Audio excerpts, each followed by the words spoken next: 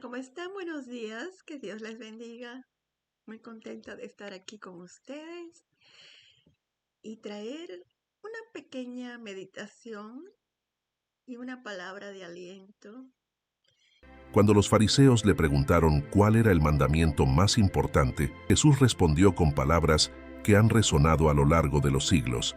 Amarás al Señor tu Dios con todo tu corazón, con toda tu alma y con toda tu mente. Y añadió, amarás a tu prójimo como a ti mismo. En este mandamiento, Jesús resumió toda la ley y los profetas, mostrándonos que el amor es el centro de nuestra relación con Dios y con los demás. Sigue siendo la clave para una vida plena y en comunión con Dios y con nuestros hermanos. Maestro, ¿cuál es el gran mandamiento en la ley? La enseñanza del gran mandamiento se desarrolla en un contexto donde Jesús es interrogado por los líderes religiosos de su tiempo, específicamente por un fariseo, un experto en la ley. Este maestro de la ley le hace una pregunta para probar a Jesús. Maestro, ¿cuál es el gran mandamiento en la ley? Este desafío no es una simple consulta, sino parte de una serie de intentos por parte de los fariseos y saduceos para poner a prueba a Jesús y desacreditarlo públicamente. Es un intento de trampa, con la intención de exponer una posible falla en su enseñanza o de hacer que Jesús elija un mandamiento sobre los demás, lo que podría haber generado controversia entre los distintos grupos religiosos. En la tradición judía, había 613 mandamientos en la ley de Moisés, divididos entre mandamientos positivos y prohibiciones. Los eruditos debatían con frecuencia sobre cuáles eran los más importantes o si algunos mandamientos tenían más peso que otros. La pregunta del fariseo no era trivial. Buscaba poner a Jesús en una situación delicada. Si Jesús favorecía un mandamiento específico sobre otros, corría el riesgo de ser acusado de menospreciar otros aspectos de la ley, lo cual habría sido utilizado en su contra por los líderes religiosos. El contexto refleja el ambiente tenso y polémico en el que Jesús ministraba. Los fariseos y otros grupos religiosos veían a Jesús como una amenaza debido a su creciente popularidad, sus enseñanzas que desafiaban las tradiciones religiosas establecidas. Por lo tanto, intentaban constantemente desacreditarlo o atraparlo en sus palabras. Pero lo que no anticipaban era que Jesús iba a usar esta oportunidad para resumir toda la ley en un solo principio fundamental: el amor.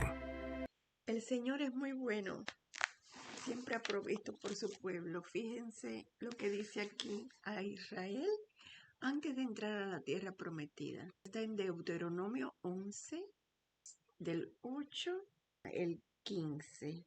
Guardad pues todos los mandamientos que yo os prescribo hoy, para que seáis fortalecidos y entréis y poseáis la tierra a la cual pasáis para tomarla, para que os sean prolongados los días sobre la tierra, de la cual juró Jehová vuestros padres, que había de darla a ellos y a su descendencia, tierra que fluye leche y miel. La tierra a la cual entras para tomarla no es como la tierra de Egipto, de donde habéis salido, donde sembrabas tu semilla y regabas con tu pie como huerto de hortaliza. La tierra a la cual pasáis para tomarla es tierra de montes y de vegas, que bebe las aguas de la lluvia del cielo. Tierra de la cual Jehová tu Dios cuida, siempre están sobre ella los ojos de Jehová tu Dios, desde el principio del año hasta el fin. Obedecieres cuidadosamente a mis mandamientos que yo os prescribo hoy, amando a Jehová vuestro Dios y sirviéndole con todo vuestro corazón y con toda vuestra alma. Yo daré la lluvia de vuestra tierra a su tiempo, la temprana y la tardía, y recogerás tu grano, tu vino y tu aceite. Daré también hierba en tu campo para tus ganados, y comerás y te saciarás.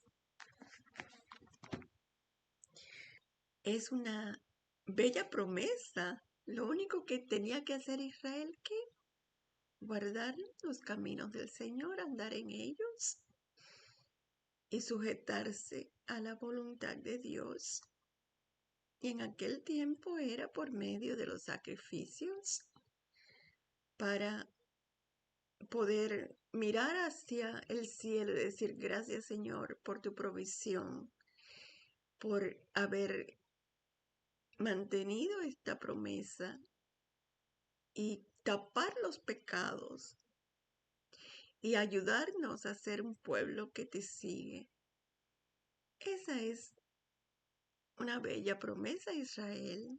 Sabemos lo que pasa porque esto es mayormente a las personas que conocen la palabra de Dios, porque si nomás nunca termino de dar mis ilustraciones y los pensamientos que tengo. Sabemos que Dios es un Dios bueno, y así como Él bendijo a su pueblo mientras marchaban bajo sus alas, el Señor estaba obligado a reprender, y Él estaba obligado. Si tú eres un hijo de Él y te dices de Dios, y de pronto empiezas a hacer cosas inicuas y a adorar a ídolos que son vanos, no hacen nada. Son palo y piedra y metal y paja y lo que sea, de cera, son tantas cosas que el hombre usa para quitar los ojos del cielo. Refiero a las cosas de Dios Santo. Y nos volvemos a ídolos, muchos por el estatus social en que vivimos, complaciendo a la sociedad en lugar de complacer a Dios. Nos olvidamos de los huérfanos, de las viudas, de los desamparados, especialmente en este tiempo que celebramos el nacimiento del Señor. Y el Señor quiere que pongamos los ojos en Él, confiemos en Él. A veces la tierra sufre por el hombre, no el hombre por la tierra. Cuando vemos todas estas calamidades y destrucciones, nos preguntamos, Señor, y Él dice, no están siguiendo mis caminos, no están siguiendo mis ordenanzas. Y yo estoy obligado, como el Dios justo y bueno, de decir, para y piensa, ¿por qué vino esta calamidad? ¿Por qué?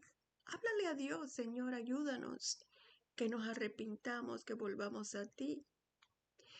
Y esto es una cosa que Él hizo con Israel y Él hace con su pueblo. Y si tú estás siguiendo a Dios y aún vienen cosas en tu vida, es para corregirnos y Él tiene su tiempo. Él nos va a ayudar, Él nos va a mostrar, Él nos va a guiar. No te desesperes. Pero estoy hablando de una manera general. Cuando un pueblo que ha servido a Dios se aparta, el Señor tiene que corregir. Y si ese pueblo se humilla y pide a Dios, Señor va a oír. Lo mismo en nuestras vidas personales. Y me pongo a mí como ejemplo, sí, me he descarriado y el Señor sí ha traído problemas a mi vida y enfermedades y me he arrepentido. Y Él por su gracia permitió estas cosas para atraerme más a Él. No es en vano la palabra de Dios. Tendremos, si le seguimos, que iba a tener el pueblo de Dios su pan y su vino y sus cosechas. Y era una tierra que dependía de esa lluvia. No era como Egipto. Analicemos esta frase. Egipto, un don del Nilo. Dicha por el historiador griego Heródoto en el siglo V a.C. Miremos el mapa. Está compuesto por la famosa media luna fértil, con los ríos Nilo, en Egipto, y los ríos Éufrates y Tigris, en Mesopotamia. A esta región se la conoce como la media luna fértil. Allí se generaron dos de las principales civilizaciones del mundo, la egipcia y la mesopotámica. Analicemos el río Nilo, que tiene aproximadamente unos 6.550 kilómetros de largo, considerado de muchísimo tiempo como el más largo del mundo, pero hoy se sabe que es el segundo más largo del mundo después de una de las vertientes del río Amazonas. Y no en una trayectoria recta, pero sí va de sur a norte en el valle y desemboca en el delta en el mar Mediterráneo. Miremos las etapas de la inundación del río Nilo. La inundación venía en los meses de julio a septiembre. Allí era tan importante que el calendario comenzaba cuando se empezaba a inundar el río y llegaba a su cauce mayor en septiembre. Dividían así los sacerdotes en 12 meses según las fases de la luna y tenían 12 meses de 30 días y 5 días extra para fiestas. Obviamente que los egipcios no sabían que las fuentes del Nilo eran el río Nilo Blanco, que nace en África Central, y el Nilo Azul, que nace en las montañas de Etiopía y que se unían luego en lo que hoy vendría a ser la capital de Sudán del Norte, sino que creían que era un regalo del dios Hapi o Hapi, que era el dios que veneraban, responsable en el inframundo de traer esta inundación. Que se desbordaba el río porque llovía más allá al sur. Y sabemos que esas selvas son muy húmedas y el Señor derrama la lluvia y esos caudales eventualmente van hacia el norte a desembocar en el Mediterráneo.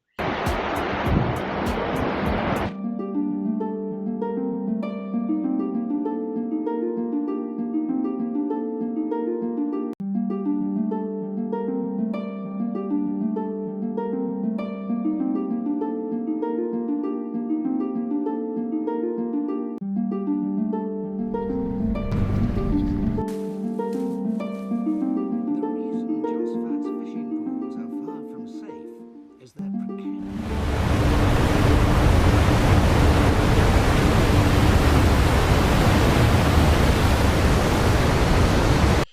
Y se inundaba cada año y dependían de eso y los israelitas vivían en esa tierra, pero no era donde Dios le había prometido a Abraham que iban a vivir. Así que en las promesas de Dios, lo que Él nos ha prometido, seamos fieles. Y si ese pueblo de Israel era fiel, iba a recibir la lluvia temprana y la lluvia tardía. Y nosotros en nuestra vida, cuando caminamos con Dios, vamos a recibir las lluvias espirituales, la lluvia temprana y la lluvia tardía. Te lo digo yo, una mujer que va pronto a cumplir 70 años, que desde los 15 años he estado en los caminos del Señor. Una vez me ha apartado un poco y Él me ha corregido, como he dicho. Y no hay hombre que no peque y no, mujer que no peque. Claro, no es excusa para pecar, pero el único justo y bueno es Él. Y yo te digo que recibirás esa lluvia espiritual. Y si todo alrededor se está desbaratando, es porque la sociedad ha rechazado las normas divinas de Dios. Conocemos cuáles son esas normas. Vea la palabra de Dios y ve lo justo y santo que Dios es. Amarás a tu prójimo como a ti mismo. Amarás a Dios sobre todas las cosas. Si cumplimos eso, estamos cumpliendo la ley. Cuando los fariseos le preguntaron cuál era el mandamiento más importante, Jesús respondió con palabras que han resonado a lo largo de los siglos. Amarás al Señor tu Dios con todo tu corazón, con toda tu alma y con toda tu mente. Y añadió, amarás a tu prójimo como a ti mismo. En este mandamiento, Jesús resumió toda la ley y los profetas, mostrándonos que el amor es el centro de nuestra relación con Dios y con los demás. Examinemos nuestros corazones en este tiempo de dar gracias a Dios por todo lo bueno que Él nos ha dado. Y sirvámosles con alegría y gozo. Que Dios te bendiga en este día. Gracias por escucharme.